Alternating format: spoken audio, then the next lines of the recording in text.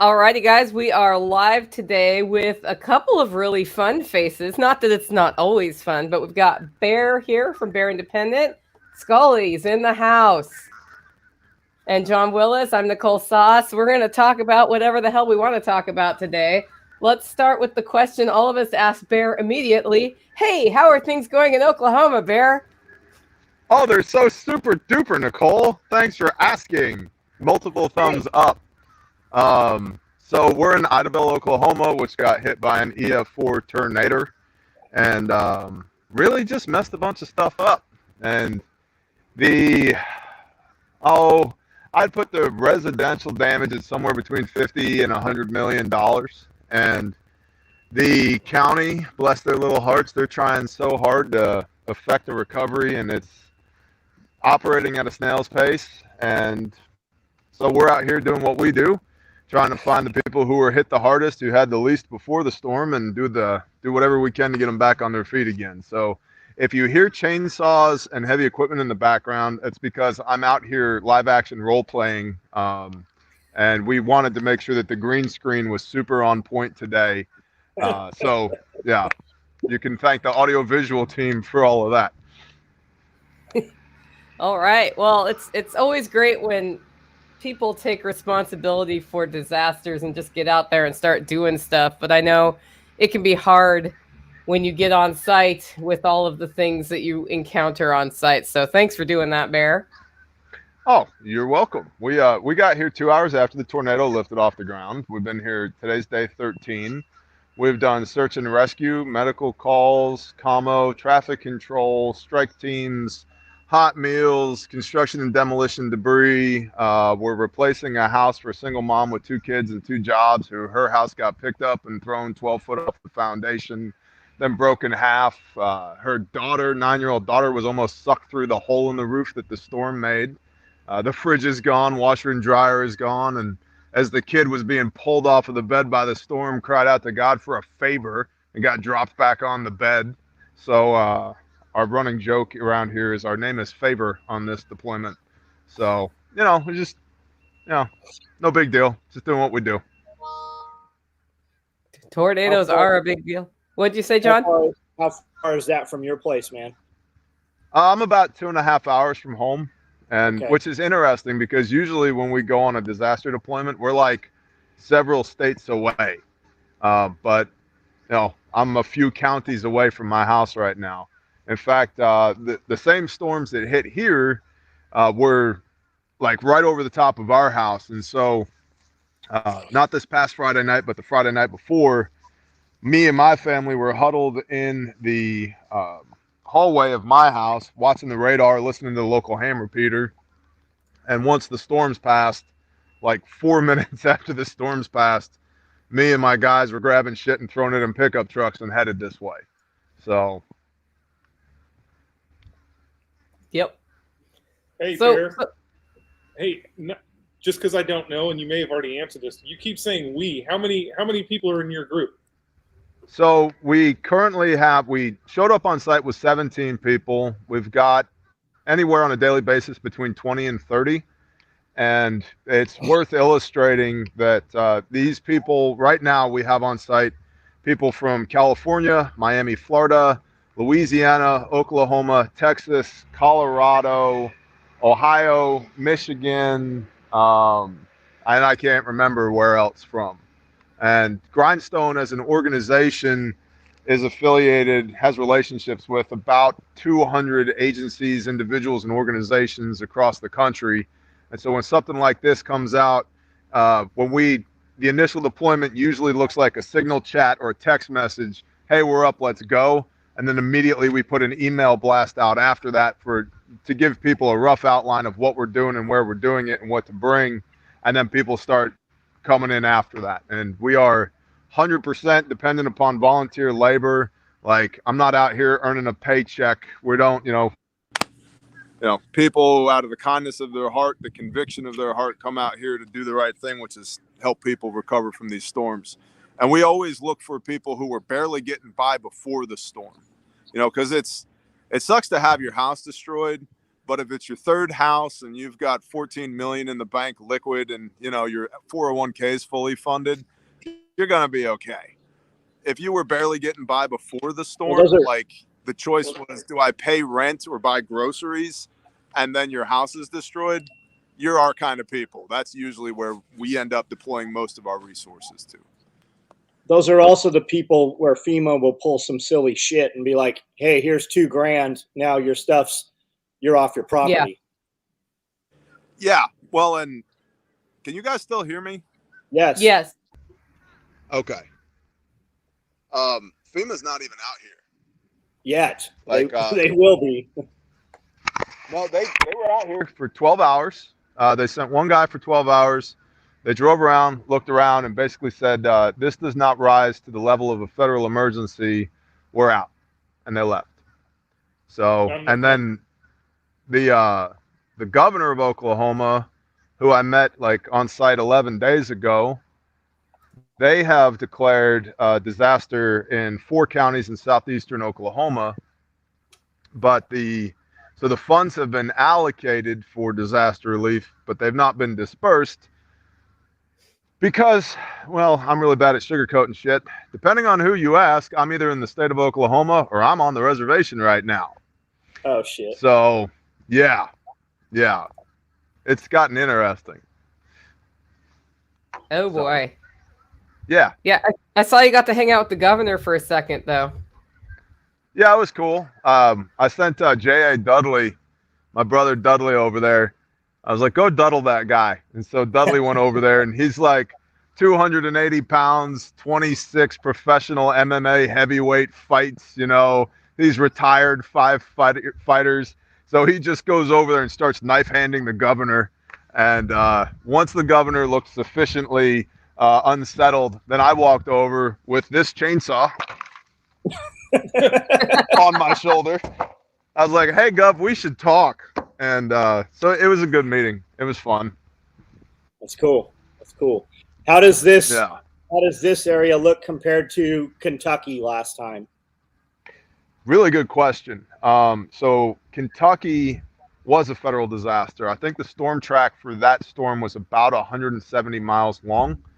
The key difference between Mayfield, Kentucky, and Idabel, Oklahoma, is that a lot of what got hit in Mayfield, Kentucky, were downtown areas, incorporated areas, and high population density areas.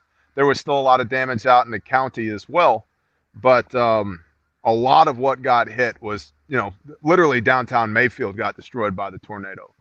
Versus here, there were some, you know, like developments, housing developments that got hit, but a lot of the damage is out in the county. And typically speaking, when a government response is spun up for storm relief, it's always centered first and foremost in the populated areas, the incorporated areas, because that's where the most people are. So that's where they go. And so the debris and the destruction out here is comparable to Mayfield, but it's more so out in the county, out in the country, than it is downtown. There's probably 200 houses downtown that are destroyed of the maybe 1,000 that we're aware of. Versus Mayfield, man, there were tens of thousands of buildings that got smashed in that series of storms, and probably 80% of them were incorporated downtown areas. Okay, we got one. We got one from online. Is that Scully or just a cardboard cutout? Cardboard cutout. That is Tom Araya, the lead singer of Slayer. I don't know what you're talking about. I wish I had $1 for every time somebody said that. I got the Oak Ridge Boys the other day. All right, Scully, what trouble are you getting into today with John? We already did it like a hour ago. He was telling me about his fire hose escapades with the oh, they don't know. Yeah, septic tank. Septic grease doesn't go in a septic system very well. No. Yes, and we make lots of grease. Yeah. So if you ever use a 3-inch trash pump and they tell you you need the rigid hose to go into the septic, but you can use the flat hose on the other side because it is longer, you need to know that you cannot control the floppy side. And when the metal thing starts flopping around, it will literally knock your head off your body. And while it's flopping around and you're trying to control it while it's shooting literally shit, skip that. Just get the rigid hose for both sides. Ask me how I know. That's a good ask me how I know. Yes. Imagine my surprise. So John's had That like 9 sounds showers horrendous. today. Yeah, the worst is the under the counter grease trap. When you get that on you, it takes about 48 hours for you to no longer smell it. And we have it installed in a manner that you have to get it on you. That's the only way to clean it out. Yep. That's awesome. So the next capital improvement project at your place is a grease trap outside, right? Man, you know what has to happen is we literally have to cut the concrete slab in the kitchen to the outside and actually do it correctly. We just need a commercial actual grease trap that a grease truck comes and pumps out is what needs to happen. Here's a question for Bear. How well were the residents prepared for the tornadic world that they experienced? They were as prepared as everybody else was. And this is the 36th storm that we've worked, which is to say completely unprepared or woefully underprepared like everybody else. So many people are just like, and rightfully so, they're shell shocked. You know, we were finding people 3 days after the storm had hit. We, but it was me and my 15-year-old daughter cut an elderly couple out of their house because the front of their house was gone and they had probably 2 or 3 dozen big pine trees. Big pine trees, like in their front yard, just laid like pickup sticks across the front yard. It was not possible to get out of the house. And the reason the front of the house was gone was because one of those trees had been shot into the front of the house, and the top of the man, I don't know Just how right- you can go into the house. What? Oh, Go you ahead. cut out for this. So you just talked about the trees set up like pickup sticks, and then it cut out. So that's about where we were just like waiting for the punchline. Oh yeah. So the trees, one of these trees went through the house into this bedroom next to where this guy's wife was sleeping. And so we go in there and it's like, hey, buddy, you can't be in here. And he's like, well, we know, but we can't get out of the house. Okay. So we cut him out of the house. But his wife was still asleep in the bedroom next door to the bedroom that the pine tree had demolished. Yeah. And so there's this weird dichotomy where people are still trying to hold on to some semblance of normalcy. It's like your house is condemned. You have to go. You need to leave. You can't stay here. And that's kind of tough when you have to have that conversation with people. And, you know, a couple days ago, beautiful couple. Ranching couple, generational ranch that they live on. Got several hundred head of cattle. Their house was condemned, destroyed, and I took a 67,000-pound link belt track hoe and smashed it into a pile so we could truck it off site. That shit sucks. I don't want to smash their house into a pile, but they can't live in it either, But as far as like general preparedness, I don't know if preppers are maybe even 1% of the population. And if they are, we very rarely run into them when we're doing storm. How do you prepare for a tornado? Usually because they're probably prepped and they don't need us. But yeah, that's a good question, What's John. that? How do you even prepare for a tornado if it's going to wipe all your shit out anyway? So first thing I would say is like have a storm shelter.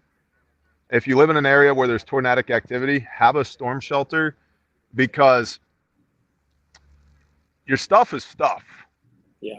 It would suck, but you can replace stuff. I can get more chainsaws and guns and knives and buckets full of rice. I can, not a thing. People though are literally irreplaceable. And so I would have a storm shelter. And I would stock that storm shelter with the stuff you need to ride out a storm. I mean, you put a couple days worth of stuff in a storm shelter, you're good to go. So I would definitely do that. And then you see different types of buildings that survive and different types of buildings that don't. Trailer houses, mobile homes, they don't make it through storms. And so, and stick framed houses, when they get hit by trees, whether the tree fell over onto the house or the storm picked it up and threw a tree into it, they just kind of explode. They come apart like, Legos, man. They just bust apart. And so, but like block homes are fine, generally speaking. Might lose the roof or part of the roof, but the structure itself is okay. So having the right kind of house, if you live in Tornado Alley, matters a lot as well. And then, don't have all your eggs in one basket. Like having caches elsewhere, or having some of your stuff stored at a buddy's house or your mutual assistance group or whatever. It's a good idea as well.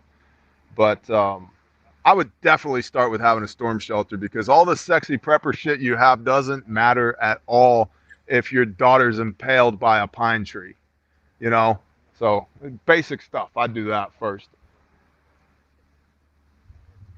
Good to know. I think it's a misunderstanding of the level or the type of destruction. Like, people just don't understand. When you say a pine tree going through somebody's house, I think people just don't understand how dangerous Mother Nature really is. When we had our storm here, in Waverly, it was just 3 feet of water that wiped out 200 homes. Oh yeah. Let's see if I can. This place we're at today is not that bad, and the roof up here is completely gone. It just picked the roof up and stripped it off. It ripped the door off of the house, and there's a tree back here. Let me see if I can get to it. This one tree is a 5-foot diameter oak, and it's not the biggest tree that we've cut out here. That's all I've really been doing, is running big chainsaws the whole time we've been here. And so, stone exterior, if that was stick built, without the stone exterior, it probably wouldn't be here. Give me like 1 minute. I got to walk 50 yards. Hopefully I don't lose you. Yeah. But this tree out here, if this tree fell on your house, you'd be dead. So that's something else people can look at. Like, if you live in a tornado area, clear the big trees away from your house. But my power bill is going to go up in the summer because I won't have the shade from the trees. Well, you won't have a house when the tree falls on it. So here we go. Almost there. I feel like Dora the Explorer right now. We're on an adventure, guys. All right. So there's the stump of this tree.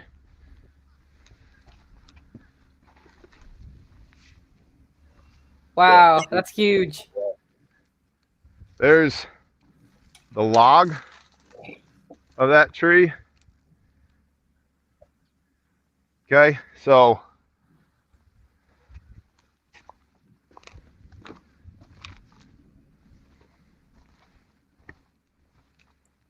I'm 6 foot tall.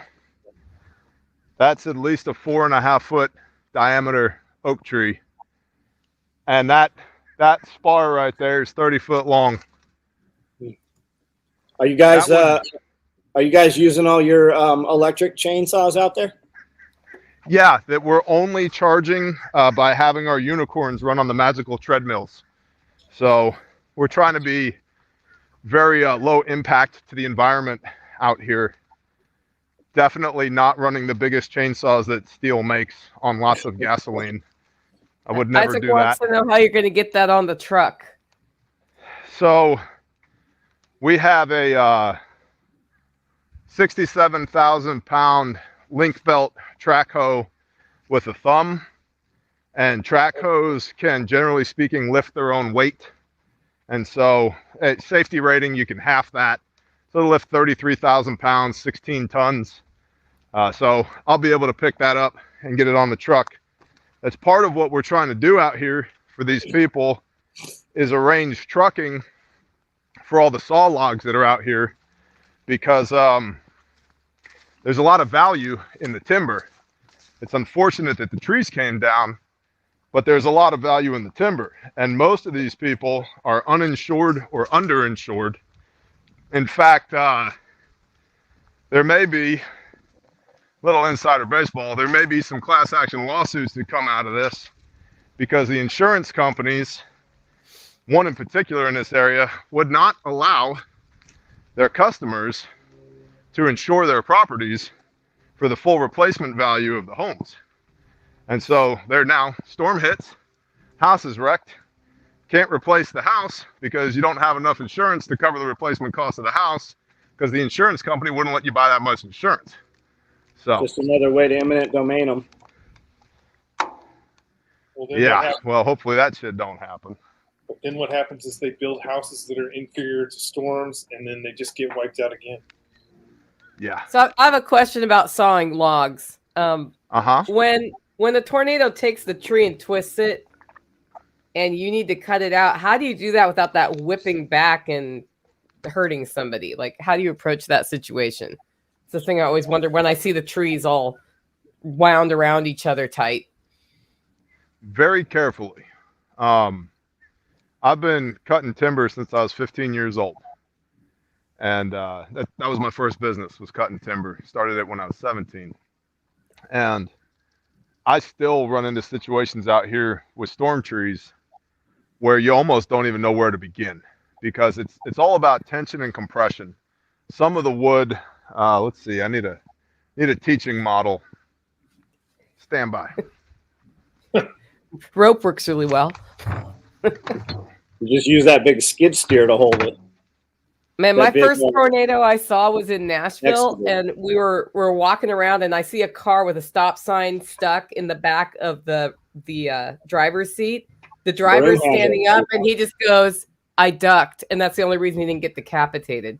Wow. Yeah, Yeah, we've seen trees out here where like 2x4s from houses yeah. are blown into the tree. They're sticking into the tree.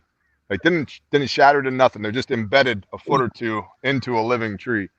About 153 mile an hour winds out here. But tension and compression, right? So here's your limb that you're gonna cut, right? The bottom of the limb, say it's leaning like this, it's got all this weight on the end. The bottom is under compression because the end wants to push it down. So this is closing up. The top is under tension. It wants to open up. And so generally speaking, you always want to take the compression wood out first before cutting the tension wood. Well, it's challenging to read when you've got trees stacked on top of one another and they've all been blown into piles. Where's the tension? Where's the compression? And if you do that wrong, it could seriously injure you. And it's just difficult. So having heavy equipment's really important, like you were saying. Having the big track hose and the skid steers and all of that helps a lot, but it's still not a cure-all. When we were in Kentucky, we went on a med call. There was a guy with a different ministry who was out there who cut a tree wrong and just shattered his leg, broke his leg. And then after the tree popped back and shattered his leg, it fell down on top of him. So we had to get that guy out, splint his leg, get him moved up to an ambulance, and get him sent on his way to the hospital. So it's frustrating sometimes because we do get a lot of people who want to help. They want to come out here and be the hands and feet and run a saw and be on a saw crew. And that's great. And honestly, we need those people. But we also need really experienced saw hands. Because again, I've been doing this 25 years and I still get into a jam occasionally just because of the nature of the work. And so if you've, cut a little bit of firewood, you need more experience than that to cut some of these trees or you're going to injure yourself. So. Can you sort of tell if you're cutting in the wrong place, that you're starting to cut in the wrong place by how the wood acts because you've done it so much? Yep. And then you're like, oop, back away. Yeah, you should always be paying attention to the cuts that you're making. always. That your entire focus is on the cut that you're making, because it very rarely goes wrong instantly. It goes wrong because you're not paying attention and you kept making cuts that you shouldn't have been making. And so, just you watch your cut, the kerf, which is the area that the chainsaw removes. You want to watch your kerf and see what it's doing. If it's closing up while you're cutting, you've got that wood is under compression. That's bad news. You want to stop making that cut, move to the other side, or figure out, add a machine to it to take up the weight of that piece or whatever. But you should always be paying attention to that. So, because at the very least, you might smash a $1,500 chainsaw. Well, that sucks, right? But at the worst, you might kill somebody, maybe yourself, if you do it wrong. So, did you guys run into injuries rolling on scene? Only minor stuff. Had one guy got cut by a piece of sheet metal right across his neck, and it was like a couple of millimeters from his jugular vein. So that was cool. He got some combat gauze stuffed in the slit and got it wrapped up, sent him to the hospital. And then we had one guy that was exhibiting signs of a heart attack.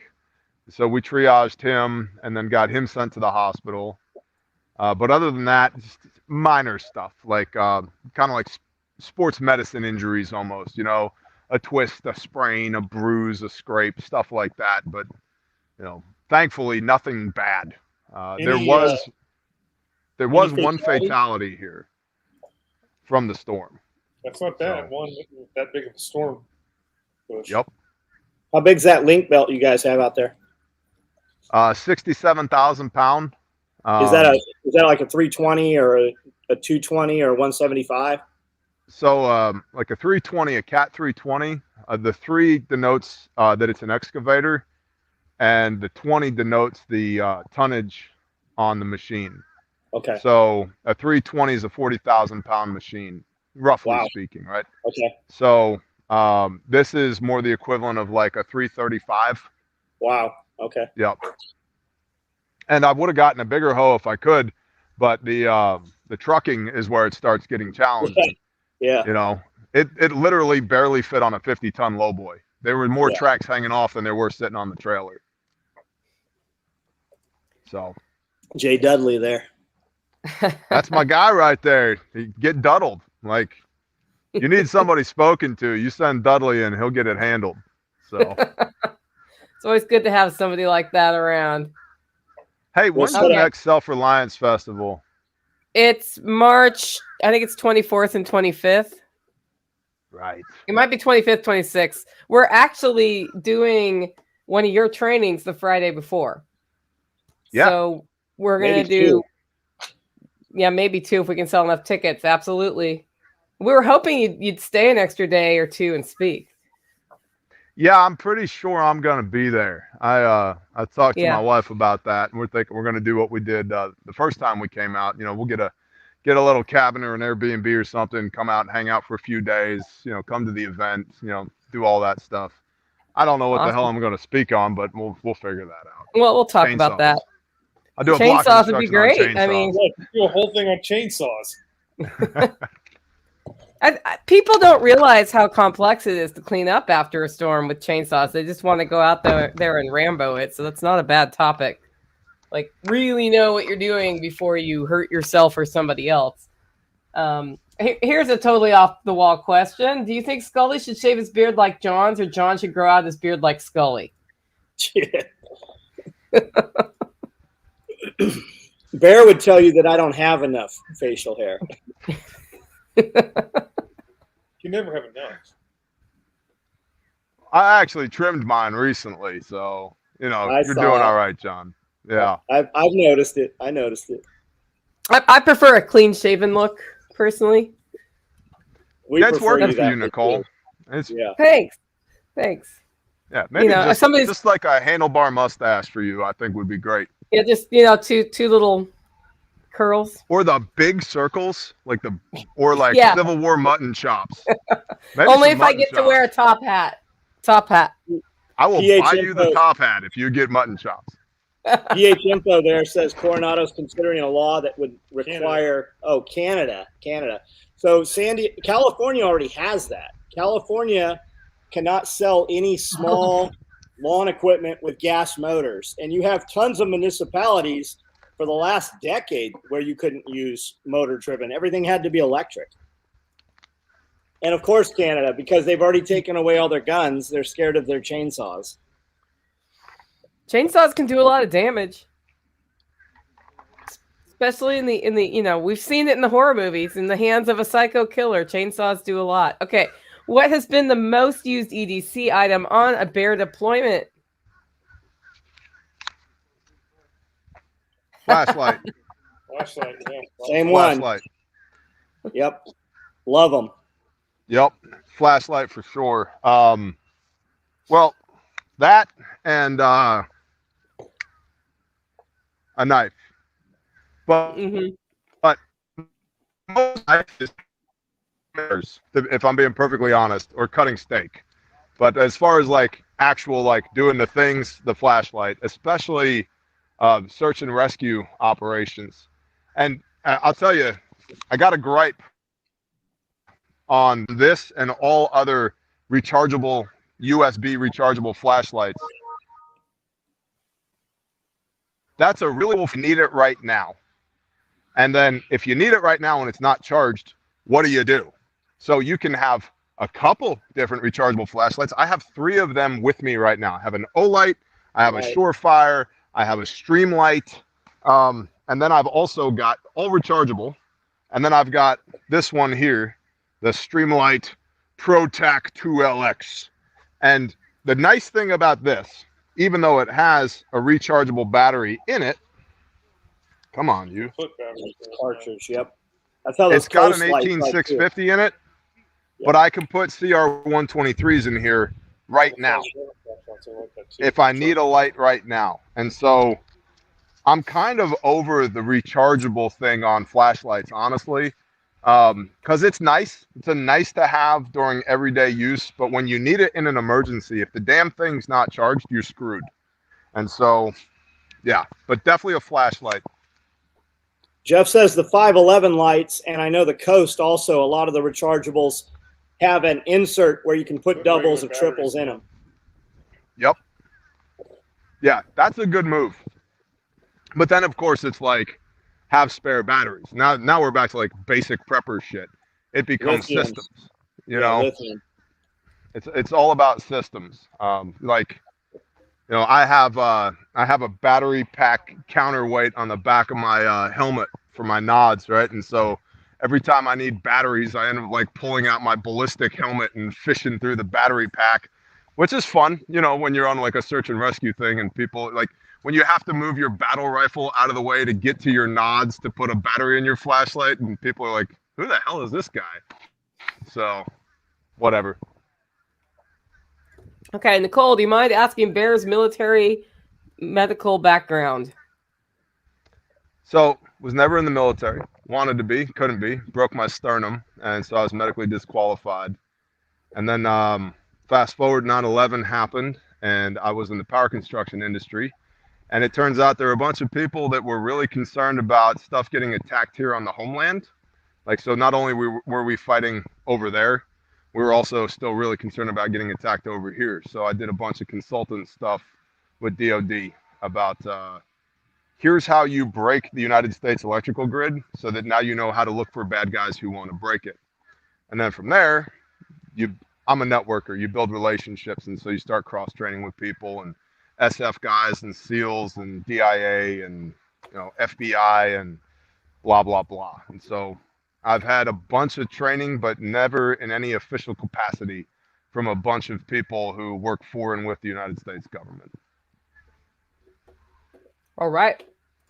Somebody asks, would conventional storage methods for prepping work for tornado areas, or should subterranean methods be used? Always subterranean. Anyone can answer this. Everybody, subterranean's always better. It's just expensive. I mean, your government does everything subterranean, whether there's tornadoes or not.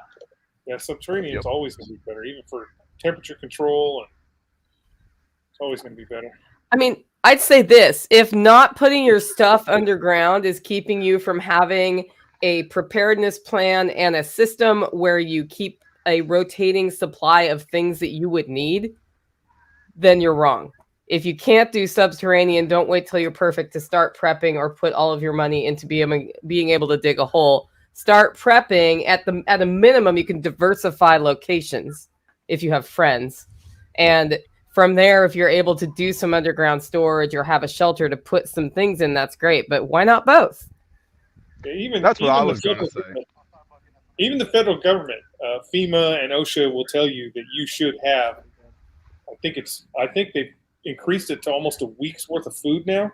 So that's not really prepper. That's just everybody should have it, because if there's a storm like this, you should be able to grab it and just leave if you have to. What were you going to say, Bear? Have we lost him again? He'll be back. He'll be back. It's you, Nicole, that you shouldn't let perfect.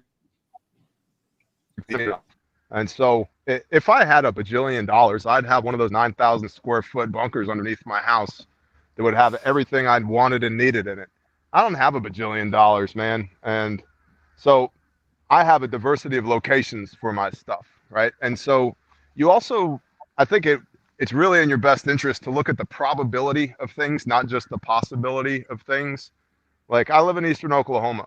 Tornadoes are an actual threat. Earthquakes, no. Fires, maybe. Flooding, occasionally. Hurricanes, no. Right? And so that narrows down the possibility of threats significantly. Right? And so if you live in, Alabama, the tornadoes probably aren't that big of a deal for you. Hurricanes might be, right? And so just being realistic with what the threats look like so that you can take the appropriate action. But definitely don't let the fact that you don't have a subterranean network of bunkers and underground high-speed railways keep you from, putting beans in buckets and making friends. That would just be stupid in my mind. Making friends being really key, because if you are obliterated, your house is obliterated by a tornado, and you have a friend with a sofa, you're in a way better place than if you're on the floor of the church. Hell yeah. I think that's something, like, have a plan where to go, because sometimes you can't stay here. Hey, when they condemn a house, do they let you go in and get your shit out that you love, or is it just that's it? It depends on the house, but generally speaking, yes.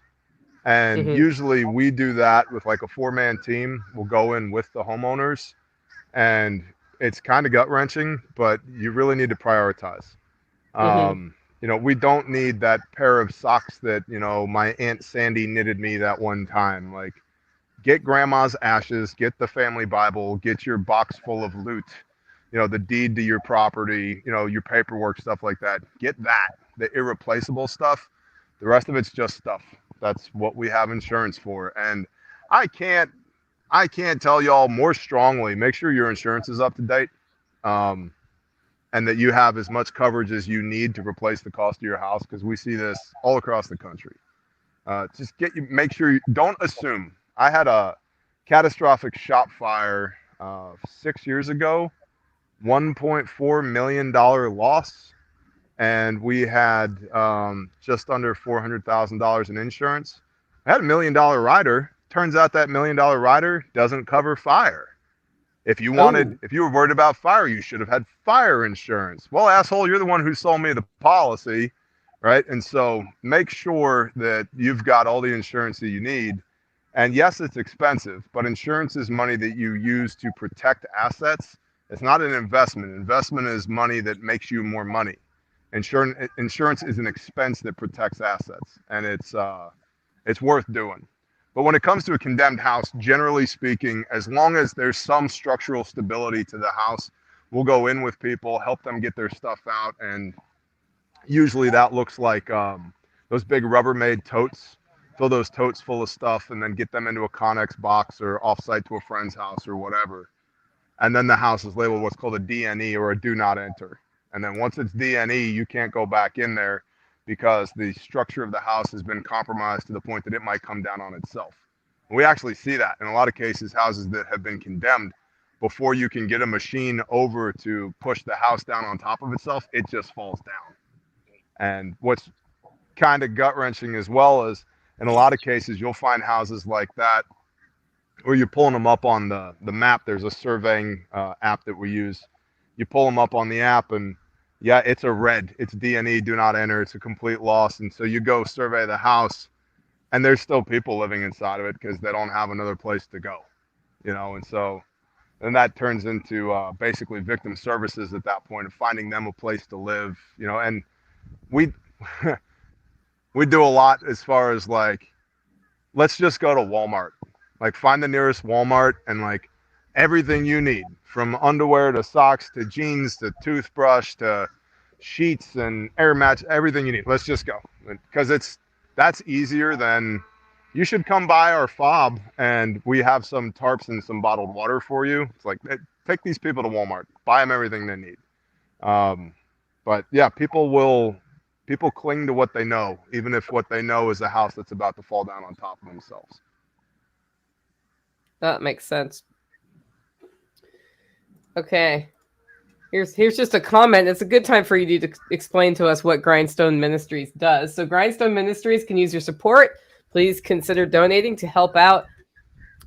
Bear, before we started, I was like, I heard you explain Grindstone Ministries on your own channel in the best way possible. You started with the disaster side, but then you went over to Caleb House. So can you just tell us, what is that all about? So Grindstone Ministries is a 501c3. We're registered in the state of Oklahoma and with the federal government. We have the same authorities as the American Red Cross. We do disaster relief and construction. We're all volunteer. We have deployed 36 times in the last 3 years. We are 100% volunteer supported. I have never even been offered, let alone taken, a dime from any agency, organization, government, tribe, nothing. It's all the Bear Nation, the people who follow our channel, Bear Independent, who have enabled us to do this. And it typically comes in $5, $10, and $20 bills.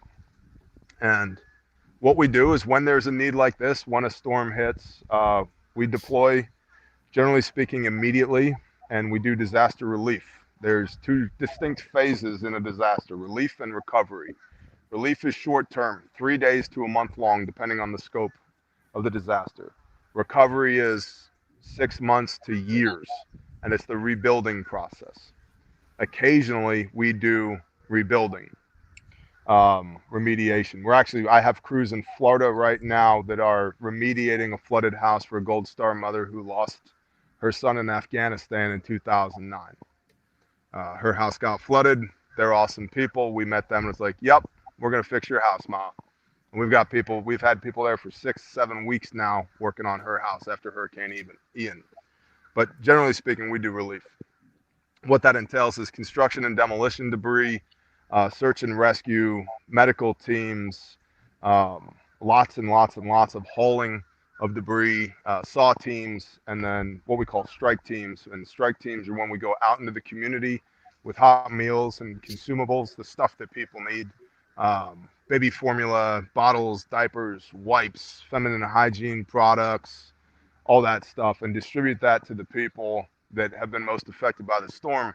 Because in a lot of cases, you'll see like mega churches and the American Red Cross and all that stuff, they set up in a big parking lot, and you can have whatever they got as long as you come get it. Yeah. Well, when all of your life is destroyed and you can't get out of your house, or there's a tree on top of your car, you're not going to come get it. And so we go out and find those people and distribute that stuff to them, which also functions in a recon capacity. So now we're getting eyes out on the community, and we can start to plot those areas on a map and get a better understanding of what the storm did and where it did it.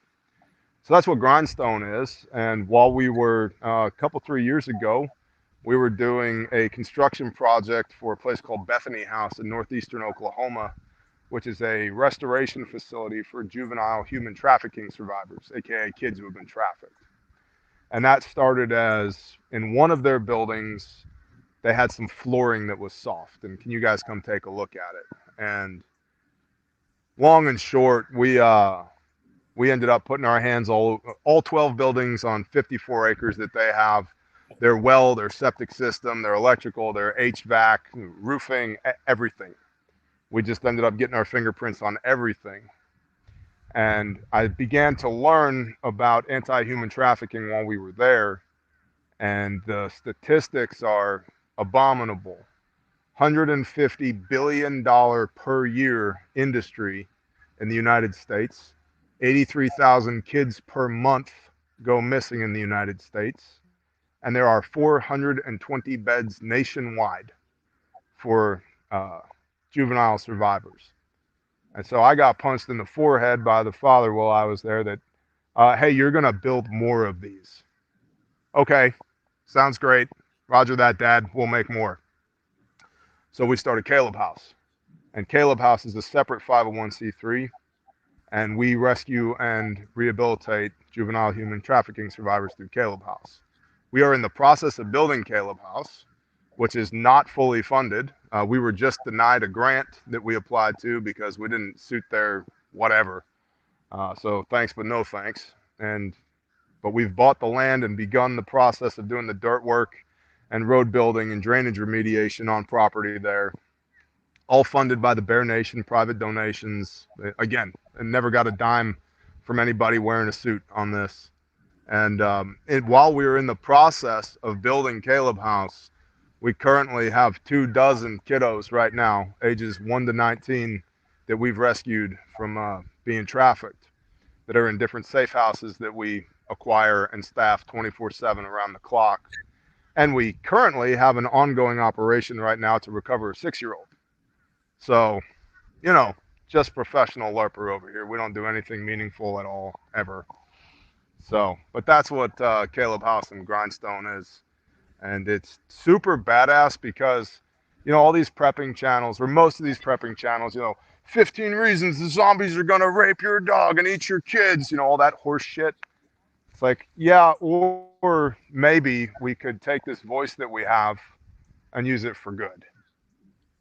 And it's been super cool to see people pour into opportunities to do good shit, right? And that, for me, is the whole reason that you prep in the first place, right? Like, for me, prepping is maintaining normalcy for the people that you love. That's what it is. Do you find local law enforcement in areas you're operating more on your side or against you? It depends, but generally speaking, they're on our side. It doesn't hurt that when we show up, there's usually at least a couple dozen of us, and we're us. And I don't know everything there is to know about any of this stuff, human trafficking or disaster relief or any of it. I'm still learning every day as well. But we've done this 36 times in the last 3 years. And so I've got a pretty good understanding of how it's going to go, what the op tempo looks like, what the jurisdictional responsibilities are, who needs to do what, when, how, and why. And so for us, this is storm number 36. For them, it's storm number 1. They don't know what the hell to do. And so if we can offer a little bit of insight when we liaise with them, which we do, it helps them out greatly.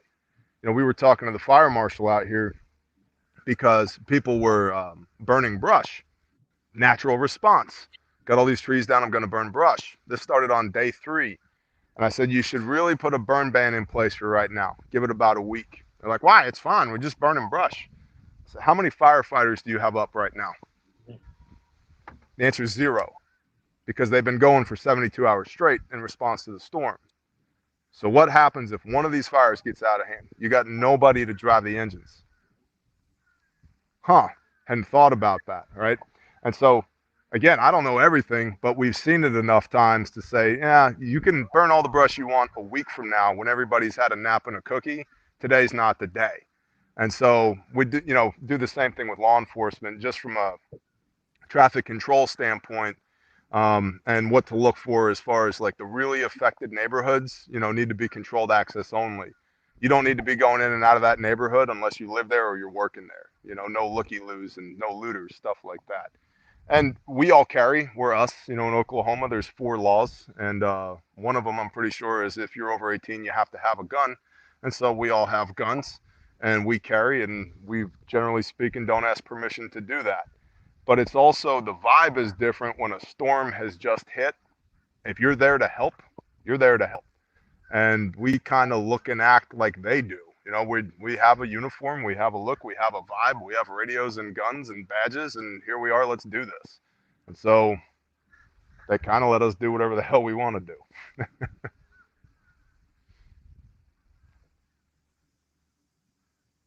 I lose y'all. I hear you, but I don't hear Nicole. I think she's muted. Nicole is muted. Nicole is muted. No. I said it's amazing how when people know what they're doing and are reasonable, that you can get in and get a lot done just by communicating and being competent. Because there's a lack of competence after a disaster. There's a lot of squee going on. Well, and it's not an ego thing either. Yeah. Like, I'm going to sleep great tonight, regardless of who acknowledges the fact that I'm here today, right? Like, I'm not here to, throw my giant balls around in the emergency operations command and be like, we're with Grindstone and we're here to save the day. No, man, we're here to help.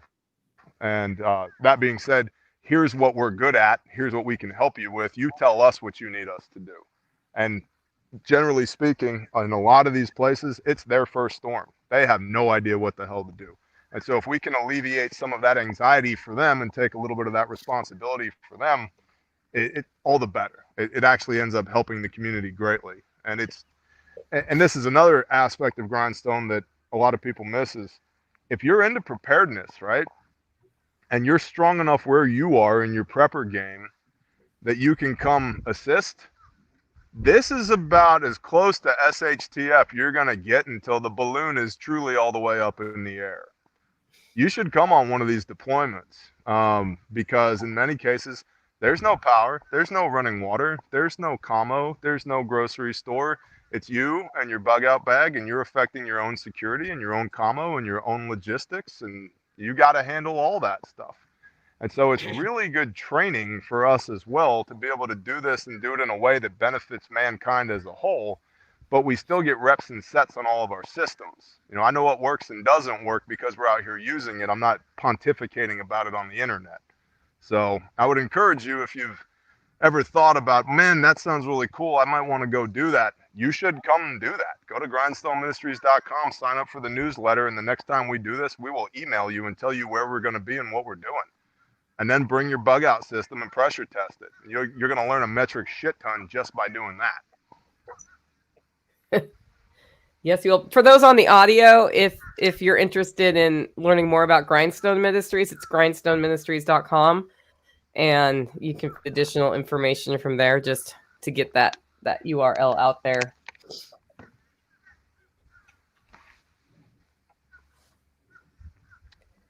Are we ready for a fortune? A fortune?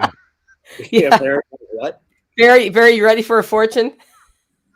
Sure. What is she talking about? Every so often we read fortunes from Chinese food and see what we think about them. You ready? Good sense is the master of human life. Good sense is the master of human life. What do you think about that one? I think it depends on whose life we're talking about. Met a lot of people that had no sense at all. So maybe. Maybe. John, what do you think? Maybe. Yeah, I'm with Bear. Bear, you give us a fortune. You reap what Wisdom. you sow. There, okay. You reap I like what you sow. Do good shit, and good shit will happen. And the active word in there is do. So many people sit around and bitch and moan and complain and whine and pray and think and pontificate and talk and wonder about and hope. Go do shit. Put your hand to the plow. Go do shit. It is you. If you're not sowing, there's nothing to reap. And if you sow bullshit, you will reap bullshit. You sow good, you will reap good. I'm not a wealthy man, but I have everything I need and most of what I want. And that all comes from just doing good shit to the best of my ability. That's it. That's the proverb of the day. Do good shit. Be a doer, not a talker. Exactly, Amanda. So, and to that point, I actually need to go run a chainsaw. So. Okay. All right. Well, Bear, thanks for being on. Thanks for having me. I know we scheduled this like a month ago before this tornado happened, and I didn't know we were just going to be talking all about Grindstone Ministries today, but I do appreciate the opportunity. Hey, my friends, as you think about your year-end giving, this is a great option. It is a 501c3 nonprofit, correct? Yes, ma'am. Yes, it is. So that is a tax write-off for those of you who are worried about those sorts of things. And, you're going to be solicited by every Red Cross type organization in the world. Give to one that's actually making a difference. Yeah, not to badmouth our friends at the Red Cross, but they don't do anything. They drive around in brand new cars and take pictures of stuff and then drive away. We're just out here trying to do stuff. And if you are a concrete guy, framer, roofer, doors and windows, trim carpenter, cabinet maker, flooring tile guy, and you want to plug in with the construction of Caleb House to help us rehabilitate these kiddos, email us. Go to Grindstone Ministries and contact us, because I got to build this facility, whether any of these foundations out there want to give us money or not. And so we are building it. We're in the process of building it, regardless of whether or not anybody who's got a big, checkbook wants to help us or not. How many beds? If you want to plug it in, how many beds are you trying? How many beds are you trying to create? So that first facility, notice I said first facility, will be able to accommodate 60 individuals. And then my goal from there is to, I want to be the McDonald's of recovery facilities. I want to build one every place we need one until we don't need them anymore. And I've been told that that's a ridiculously lofty goal, and I don't give a shit. That's what I want to. That's what I'm gonna do, and hopefully at some point we'll work ourselves out of a job. I like big goals. Little goals are not meaningful to me. I don't like crossing stuff off a list. I want big, ugly goals that scare me so much that I have no choice but to respect the shit out of them and pay attention to them. And so this first one will sleep 6 kids, and then after that, we'll figure out where the next one goes, and the next one, and the next one. And our program, by the way, is not a year-long program. We are a lifetime program. Because how do you tell a 1-year-old, hey, buddy, you got a year to get you together, then best of luck. So we use a house parents model, and those kiddos are our kiddos, and we will raise them up in the way that they should go, so they do not depart from it when they are older. And then when they're old enough. And we lost him. Yes, we did. Chainsaw. Well, if he logs back in, great. If not, that was a great talk with Bear. You guys want to hang around and chat with Scully? We got a couple minutes. Talk to them about it. Oh, John's got to go outside. Scully, tell us all your things. There's probably a chicken problem. I don't have things. I'm just living the dream. That's all. I'm actually, John has kept me overtime. I'm supposed to be pulling wire out at my place right now. Got probably 11 acres I'm fencing in for give the cows a little more room. Mm-hmm. At my place, but that's all I'm doing is just cows and Unimog and just having fun. What kind of wire are you pulling? Barbed wire. Yeah. Yeah, just putting up a barbed wire fence. Oh, so, imagine having animals that worked on. I have goats. I don't goats. I don't know. I think the goats would just jump on the wire and walk around on it. Yeah, that's what they do. Sheep are actually pretty good at getting out too, surprisingly. I don't know anything about farm animals except for all the animals that John has, and then we have 4 cows, and I have just beyond my imagination, I have a cow that knows how to climb fences, and like when I first saw it, I didn't even understand what was going on, but she literally will put her hooves on the fence and pull it down until she gets it about chest high, and then just push herself across to get out to go wander around. And she'll wander around all night. And we'll look for her and everything, and then in the morning she'll be back, just waiting to get back in the pen. So this a cow? Cow, yeah. This the cow that got pregnant? Yeah, the cow that has. They came home and they had an extra cow. This cow So we have no bulls. We have no bulls, and this one particular cow, I've got 2 calves from. Yeah. So she just goes and finds what she needs to find, in other words. Immaculate conception. She finds them, or this last one was born, and Gina was looking out the window, and she's like, "Why is the dog out there with the cow?" We had no idea. Yeah. Yeah, that's the fun of farm life. Let's just live the farm life and try and keep the cow from. Okay, well, Scully, you may not know this. This goes out on my audio podcast, and for those people on my podcast, they may not know who you are. Can you tell us who you are in 2 minutes? 2 minutes. Go. Who I am? I'm just a former employee of John's. Yeah. That's it. Nothing exciting. I was in the Marine Corps for 20 years, and that's about it. Came out here to live in Tennessee, in the free state of Tennessee, from California. Yeah. Escaped California. I did escape California. I came here at the right time, too, right before everybody started going crazy and buying everything. I ran into Jeff and I said, "Are you ready to come to freedom?" And I told him a bunch of stuff about Tennessee.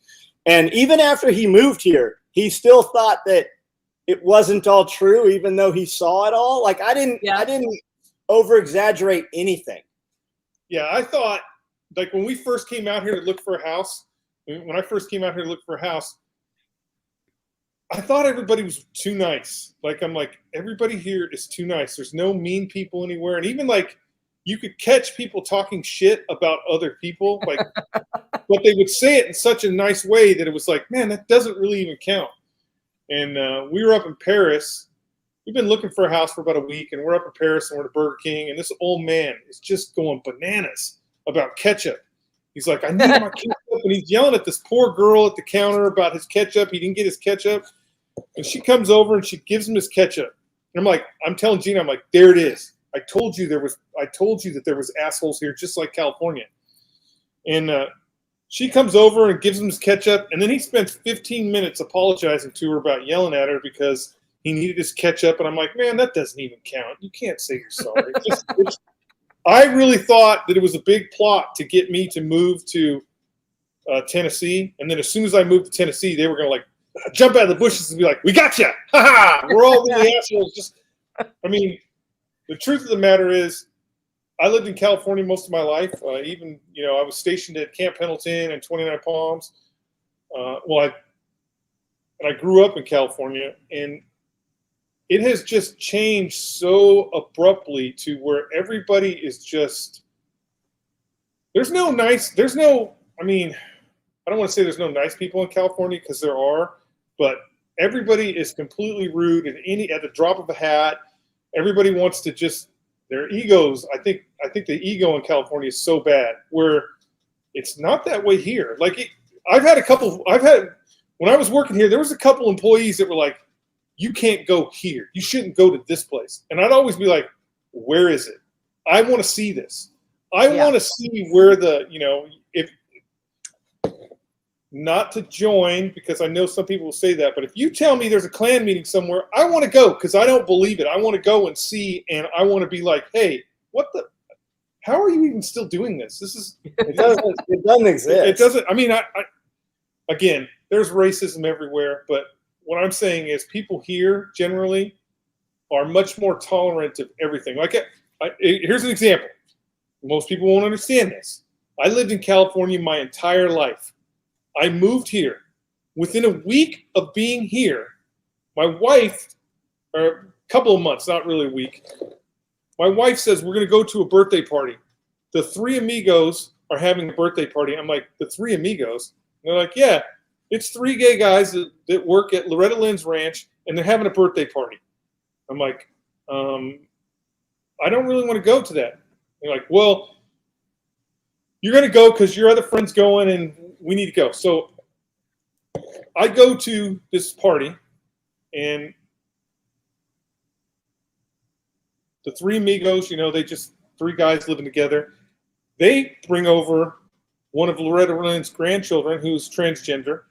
But again, never in in the 50 years I live in California was that part of the world where it's just here everything seems a little more tolerated. Because like in California, when anybody says everything's segregated there, like everything's segregated. If you want to, the gay community in Hillcrest and San Diego, everything's very segregated. Where it seems like here people are just more tolerant of everything, which I like. Yeah, I moved here from Oregon, and Portland area was where I was before I came here. And people asked me what it was about Tennessee that made me stay here, because I just came to visit and then went home, packed, and moved out. And I was like, well, everybody's much more open-minded here, which is not what people expect to hear. But that's exactly what you're explaining is similar to what I experienced. Your personal choices and opinions generally are your own, and people aren't worried about it. Yeah, wherein in Oregon, every personal decision I made, from whether I recycle this plastic bottle to what kind of meat I serve at a dinner party, was up for debate. Yeah, I feel like California pretends to be this open and, this great place to live, where when you come here to Tennessee, people are actually living that way. Like I feel like people here really understand freedom, and they understand, mind your own business, really. Yeah, mind your own business is a huge part of freedom. Where in California, they just pretend. They're just pretending that they're acceptance of everything when they're really not. Yeah, it's really hard to mind your own business when a friend's doing something is hurting themselves, but there's a point where there's nothing you can do to change their choice, right? You can talk to a friend once, but you're not just going to walk up to a perfect stranger and be like, hey, dude, maybe you shouldn't do the meth. You think that's going to be the thing that keeps them from doing drugs? No, I don't think so. It saves nobody. Once they're doing the meth, do more meth. Yeah, you can't have the conversation once they're in the meth. Yeah, the reality at that level, nobody can save. When you're in that deep, nobody can save you but yourself. Yeah, you have to consciously make a decision to better your life, and if you're not willing to do that, it doesn't matter how much effort I'm going to put into it. If you are not ready to save yourself, then it's not going to happen. True story. Okay, I got a question here from Travis. Where's Scully been hiding the past year? Everybody, in Waverly, Tennessee. Inquiring minds. 2 years in Waverly, Tennessee. 15 minutes from here. In Waverly. Hey, it's a small town, and it is 45 minutes from here. No. If we could if there was a road to his house, it's 15 minutes. But the way he's got it, don't let John fool you. It's 45 minutes. It's a perfect decompression drive. Yeah, Waverly's a really cool little town. Jeff's assembling his own town. He has a lot of acreage. He just bought a church. He is putting together. I'm not doing anything of the sort. The church was on high ground. I had to buy it. Because now you know where high ground is in Waverly, don't you? Yeah, the church was on high ground from my place, so I had to buy it. Yeah. Scully, in 1 minute or less, what will the United States look like in 5 years from now, and what will be the best thing about America's future?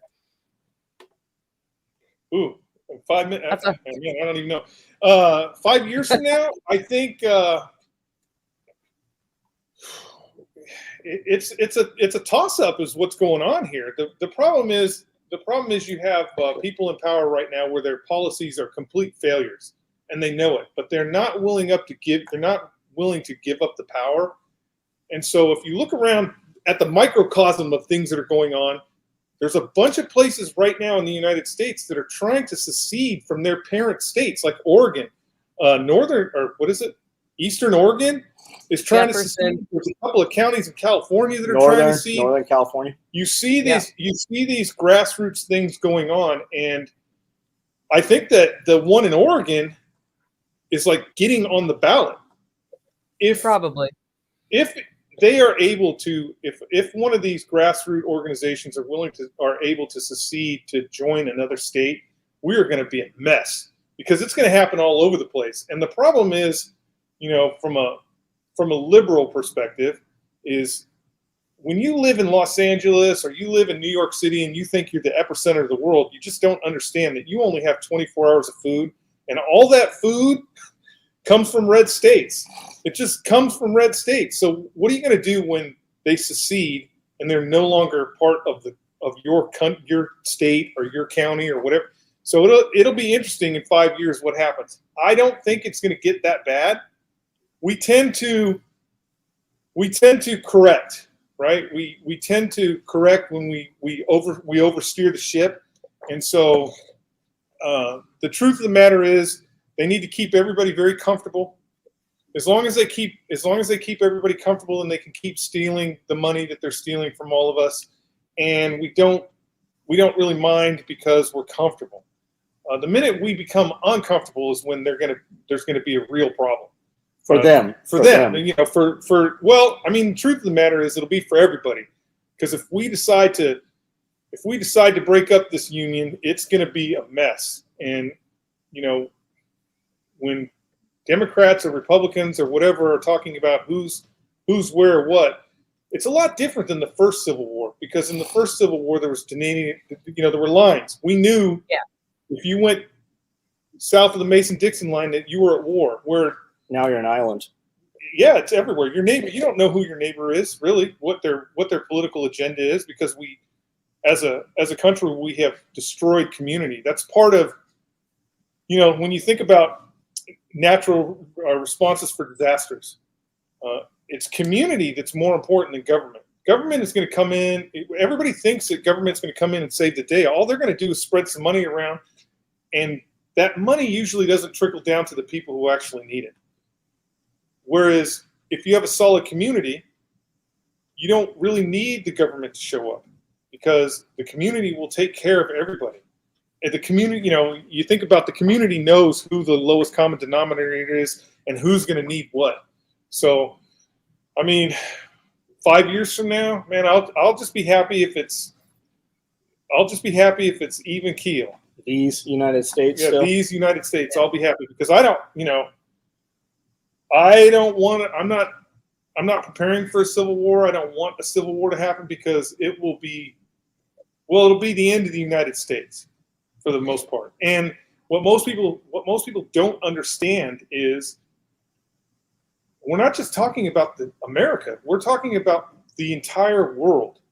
The minute our ships stop policing the Persian Gulf, the Pacific, the minute we stop focusing on the things that we do now, the minute we have to pull troops out of Germany to quell riots in California or wherever, the whole world is going to catch on fire. Like, it will be the whole world. It won't just be the United States. If we cease to operate the way we are, which is politically it's terrible, but if we cease to continue to police the way we do, China is just 2 seconds away from going after Taiwan. But Taiwan is not really what they want. What they really want is the African continent. That's why they do their Belt and Road. Belt and Road down there, because they know that Libya or Nibia cannot afford their multi-billion-dollar contract, and they're going to default. And then the Chinese are just like, hey, now that's our road. There's Chinese all over Africa right now. So for the United States to stumble a little bit would be a tragedy for the entire world, not just the United States. I don't want to say I don't worry, because I live in Tennessee. I moved to a place that I believe will be relatively not stable, but relatively a safe place to live, if as compared to a major city. Yeah, if we do have these incursions. It's hard to say how things will be in 5 years. I think that the reality is we are doing better. I mean, we are doing better, but we are allowing our government to do so little for how much we are giving them. They really need to be reined in.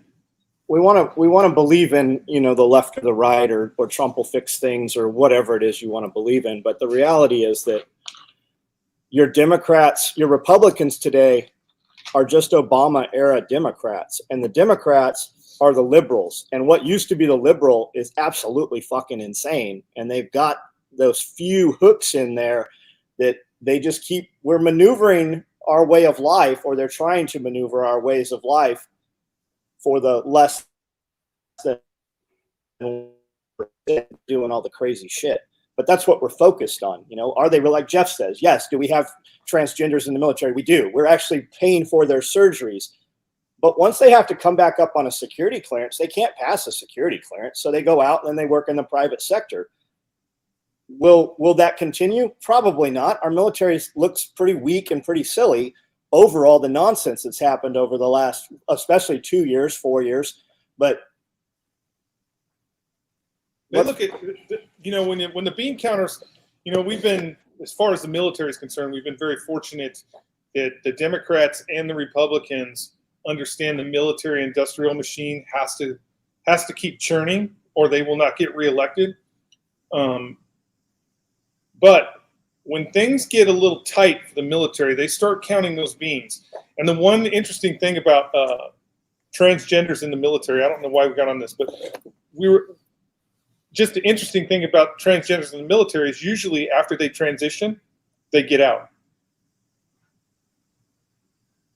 Not because any other reason, but they just get out. Now, that's an expensive surgery for the military to be paying for. Like, so I don't foresee, you know, if they go through any posterior cuts, if the military has to tighten its belt, those are the kind of things that they go after. Like, they'll go after retirement pay. They already killed the retirement system, but they'll go after retirement pay and things like that. And anything that's on the outside edge that they're doing to make things better for people, they'll go after it and they'll cut it. Like, the first time I went over to Iraq and we came back, there was this miracle sleeping pill that they wanted to give this miracle sleeping pill to everybody so that they could sleep when they came back. And they started issuing these pills out and giving them to the Marines so they could sleep. Well, they became addictive, and then nobody said anything. They just fed these pills to these military personnel. And then when it came time to deploy again, whenever you deploy, they're like, hey, any prescription medication has to be filled prior to deployment. You need a 90-day supply. And so everybody was going to BAS and going, hey, I need 90 days of these. And they're like, we can't fill that for everybody. That's just too much money. Like, at that point, they're like, we can't do that. So now you have all these kids that are going back over for another deployment. They can't sleep because they're addicted to these stupid pills that the government force-fed them to take anyways. Or, I don't want to say force-fed, kind of did the initial study. Made it easy, but right. Yeah, made it easy for to get those pills, and it just becomes a long-term problem. So, I mean, a big picture, government can't do a lot for you. I don't know. Well, I think it's interesting you bring up the community aspect, because one of the things I like about talking to John and having these live streams is we'll talk about the problems, but what's the solution? The solution is don't need them. Right. The solution is people like you moving to Tennessee, because you say, hey, this seems like a safer place to be. It is if more people like you move to Tennessee.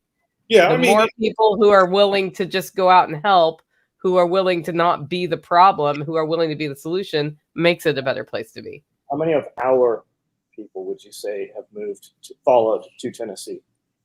It's quite a lot. It's quite a lot. How many guys would you say you have here? 5. And there's more that are coming once they retire. It's just, retirement. Could there possibly be better states to live in? Probably. It's just. What do you think it would be? I don't know. I don't know. So Elon Musk, I heard Elon Musk say the other day, he said, we couldn't set this up in California because it would take 2 years to get the permits. He said, we couldn't even break ground for 2 years. We had the whole project built in 6 months in Texas. And he said, plus in California, literally every week, somebody new is suing us because they're able to in California. He said, we don't have all that went away by moving it to Texas. Yeah. Here, I mean, they give us the same here. we get any piece of equipment we want and they drop it off. They don't leave a guy. I don't have to have an ecological study. I mean, I don't have to have anything. They just bring it. Yeah. And if they don't have a trailer, we'll just come pick it up and we drive it down the road. Like we can do anything we want to do here. That's the amazing thing when John says heavy equipment. They just drop the heavy equipment off here and they don't even ask, do you know how to use it? They're just like, hey, we'll come back in a week and get it. Which is, I mean, it's nice. But when you're, I would say just own enough property that the guy next to you, when he makes the mistake, it can't affect you. Yeah, it's population driven. I mean, we're out far enough in smaller communities where they haven't seen the problems like California's seen. You get that many people crowded into certain areas and it's just constant something's going on. But it's bureaucracy. I mean, you gotta pay this guy for the butterfly study. You got to pay this guy for the tree. I mean, it's constant bullshit. It's the spotted owl in Oregon. Yeah, we had that spotted owl. Yeah, it tastes terrible too. Don't ever eat one. Good to know. Good to know. It's because they're predators, John. Yes, that's right. Here's a question, totally out of left field here. What's some recent things you guys have been doing to prepare for the winter? For me, it's just been fuel. For me, it's just been propane. I have 3 tanks on my property, and just making sure that those tanks have been completely filled. The extra diesel fuel I keep for the trucks and the tractor, and then I do keep a little bit of gasoline on hand just in case. But that's been it, is the fuel, because this we have been fortunate here in Tennessee, or in the South in general, or Southeast in general, that we've had a pretty light winter beginning so far, a pretty light fall. But the price of all that stuff is going to go through the roof because of what's going on in Ukraine. With the pipeline being shut down and all of Europe dependent on, imagine that. Because we're sending our shit there. Europe goes completely green except for the big, huge pipe that they have going through the Pacific in order to eat all their, or from the, not the Pacific, I don't know what ocean that is, but the big, huge pipe that they have going from Russia to Europe in order to heat all their homes. All our heating fuel and propane is going to go to Europe. So the price here is it's going to spike. And think about that. While they're shutting down all those coal-fired power plants, they're not just shutting them down. They're demoing them so that they cannot ever come back online. It's interesting that we are shutting our plants down, and China said it's going to increase 20% coal this year. Because we have coal. It comes right on these barges. But then you've got the rivers. All the grains and commodities move. Most of that shit moves, 80%, I think they said, moves down the Mississippi River. It can't go under through Memphis. There's no water there. So all that stuff they put on the barges, that's why you have all this cotton sitting in fields right now. They're not moving it. It's sitting there till the next year. It looks really cool, though. It does look cool. Yeah, it looks cool. That's the important part. But that farmer can't sell it. Right. Which will be all right. We get some rain. It will be all right for them because the commodity market's going to go through the roof next year. And that cotton's going to be worth a lot more money. Once all this stuff gets opened up, that cotton's going to be worth a lot more money. I mean, really everything. Corn. The price is only going to go up on everything. I mean, a gallon of diesel gas in Waverly, Tennessee is $5.38. Now, every can, everything. Bag of rice, everything that we have comes in a diesel truck, and that is only going to get passed on to the consumer. I don't really think we've seen a price hike for the expensive fuel, so it's going to get passed on to the consumer. As far as the winter's concerned, I'm focusing on getting to spring. So I have extra food and extra this and that in order to get to spring at least. We've been doing it all last spring and summer and fall already. I mean, we were always buying more than we needed. We're sitting on, I mean, we haven't really done anything different right now. Yeah. I need some more straw. I'll probably bring in some round bales for the sheep just for over winter, but we're sitting pretty good because we've done it for the last, really 5 years. I mean, we were running out So the real focus right now, most of my energy is in the sew shop. It's just in business and products and just money, making money. Yeah. Which is helpful during inflation, right? Yeah, everybody, money doesn't buy happiness. I don't know. It sure helps. Have you ever seen anybody frowning on a jet ski? Nobody frowns on a jet ski. Funny about that. Well, most people wake up money is bad. Have you ever seen somebody frowning on a jet ski? Yeah, most people wake up every morning to go to a job they don't like to make a minimal amount of money. I'd say it is about money. Yeah.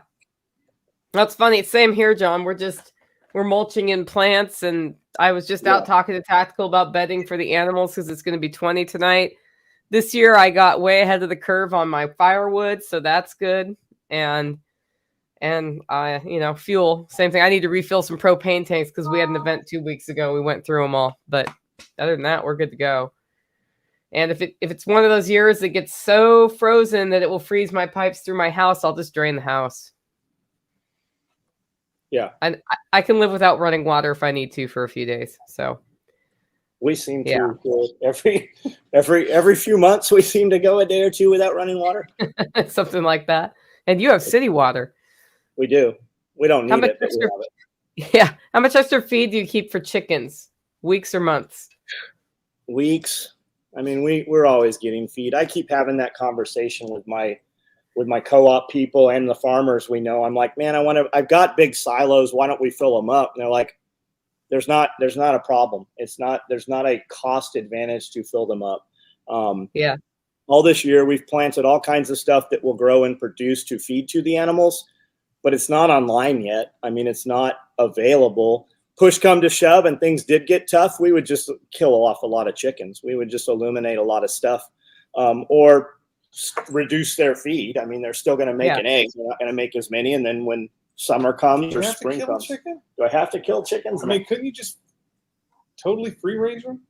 Yeah, but not if there's snow on the ground. There's nothing for them to eat. Yeah, winter time. You can give them table scraps, which you already do. Yeah. Yeah, we produce a lot of scraps. Those chickens eat better than most people. Chickens eat beans and rice. I'm just saying. Chickens will eat people. Yeah, they will eat. And rats. Yeah, they love the mice. I have live catch traps out there, and every morning I give mice to the chickens. You got to do it before you feed them, or they won't have interest, and the mice will get away. But the first thing I do is check the traps, dump them out for the chickens, and they literally grab them and rip them into pieces playing tug of war. Yeah, they eat them. Dead bunnies, if we have stillborn baby bunnies, they eat those. They eat everything. Chickens are the cleanup crew. For sure. And I mean, worst case, we could just open the fence and let them in the woods. I got 30 acres next door they've never had access to. Yeah. But you're right. It's a little less prolific in the winter, although all your systems that you put in should be starting to produce by next year, right? Your fodder trees and whatnot. Should be. Yeah. Did your fodder trees live? A lot of them did not, but some of them have. Yeah. We'll put a bunch more in spring. Yeah. Because once we put them in spring, they'll be able to get a foothold and come up enough that even once the grass takes off, when it warms up, it won't be able to choke them out. Yeah. Well, they may be dormant soon, which means you could probably do the cutting thing on those hybrid poplar. Yeah. That's pretty easy to do. What is a fodder tree? A fodder tree, if you've never heard the term tree hay is when you harvest from trees to feed your animals as if it were hay. And a fodder tree is simply a variety of tree that has nutritional makeup and palatability for your animals. So I have a bunch of trees here that my goats and sheep love. And I manage them in a way that they keep regenerating small shoots, which the animals prefer. And I did it by looking at what I already had and trimming them, and then filling in with some other varieties of trees that animals like. And if you're really interested in fodder trees, if you search the YouTube channel for Fodder Tree Nick Ferguson, you will find a previous live stream that John and I did with him talking about those. Yep. We put in hybrid willow, hybrid poplar, and Russian white mulberry. Yep. And one of the trees I found locally that that works well as a fodder tree is the box elder, which plants itself everywhere. That is for sheep and goats that I've used it for. They love it. So rather than regrow poplar where that was, I just trimmed them back. Yep. And then we're not going to let them grow into trees. You're not going to have a big main shoot.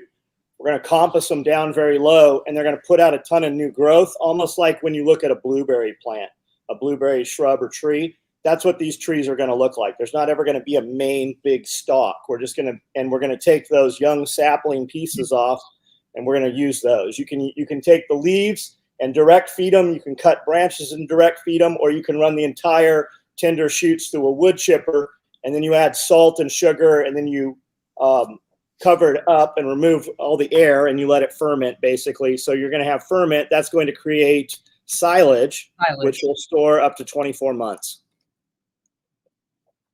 And people will tell you, like, I did water hyacinth this year, tons of it, and we feed it to the animals. And then people are like, well, my animals won't eat it. Just like your child. If you stop giving them chicken nuggets, they will eat whatever you feed them. I love how you say that. Just like your child. Yep. They will eventually eat it. They'll eat. Yeah, my ducks go up to my aquaponics system, and whatever hyacinth they can reach, they're eating it during the summer. Yeah, we put water hyacinth in the 2 upper ponds, and in the big middle one, the ducks have access to it, and it was never there the next day, no matter how much we put in there. Yep.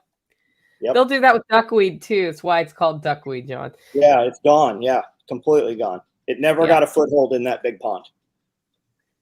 Not surprised to hear that at all. Are you still buying the jet boil canisters? Prices have gone up wherever. I do. I have hundreds of them. I want to say I have 1,000. I don't have 1,000. I've got well over 500 though. I mean, you guys have seen the videos when we go and buy them. We buy every one they have. Scully is now David Crosby. Is that David Crosby? Somebody did see me the other day and was like, "Hey, are you one of the Oak Ridge boys?" Crosby still isn't finished. You should have like a list of who people have called you. Yeah, that could make a fun little video, I think. All right. Well, anything else you guys want to share about before we wrap up today? I don't see any other questions coming in. No. John, you still do a live stream every night? I do a live stream almost every night on YouTube. SOE Tactical Gear is the website if you want to see what we really do. On my YouTube video, I have videos. I don't know. We put 3 to 5 videos up every day. There's over 3,500 videos. Sometimes it's homestead stuff. Sometimes it's urban exploration stuff. Sometimes it's motivational videos. My content on Instagram is a little bit different. That's usually at 4:30 in the morning. If you see somebody comment 99% of the time on any of my social media or YouTube, it's me actually commenting. And I'm easy to find. If you want to discuss or have a conversation, 9 o'clock YouTube every night, we talk about whatever you type out. That leads the conversation. Awesome. Guys, I've got a podcast. What's yours? Go ahead. Jeff, you want to say something? You don't have nothing. I don't have no social media presence except for SOE.com. SOETacticalgear.com. That's it. Yeah. I do a podcast 5 days a week, livingfreeintennessee.com, as well as live streams and that sort of thing. I actually have a special pantry webinar coming up this Saturday. It's 11 to 3, so about 4 hours long. And Survival Punk is coming on to talk about small storage solutions. But the concept behind the webinar is how to develop your pantry system so that you have a systems approach to store what you use and use what you store, rather than just a bunch of pictures of pantry porn storage, which we all do like. It's kind of like kitten videos, right? Like all the creative solutions people have for pantry stuff. I love it too. That's not what this is about. This is about creating a system that works for you so that you have that food, that savings account of food stored. So when things get weird, you've got something to go to, and you're not wasting time going to the grocery store for that one thing you forgot because it's already there. That's over at livingfreeintennessee.com/pantry if you're interested in that. Real quick, right. Rock Lick Ranch. I don't know where you are, so that might depend on what you have, but I have everything here. And I don't have a barn. I don't have enclosures for them. My birds go out in the snow every day. We see 0-degree temperature sometimes. Usually we're about 20s, snow and ice on the ground. And my birds always make it through we always lose one, maybe two, but I mean, I have 300. So that doesn't necessarily mean. Yeah, and it's just because that was the weak one that needed to die.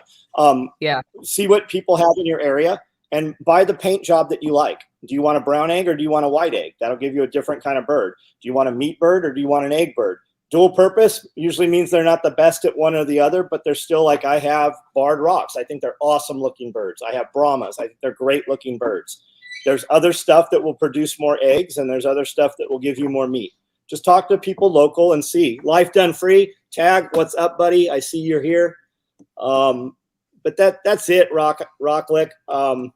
But there's a million people on this chat that can give you chicken information for sure. And if you get multiple breeds, you'll figure out what works best in your area. Like you can get a set of 25 birds from a hatchery, 25 different breeds if you're going egg birds. And you'll know. I like Americana here because they stay alive and I free range. They're apparently really wary of raccoons and whatnot because those always, I have one left right now because I've been closing out chickens on my property. We're moving strictly to ducks and she's been around for 6 years now. And up until there was one, there were two and they were both that breed. So that breed does well on my property for whatever reason.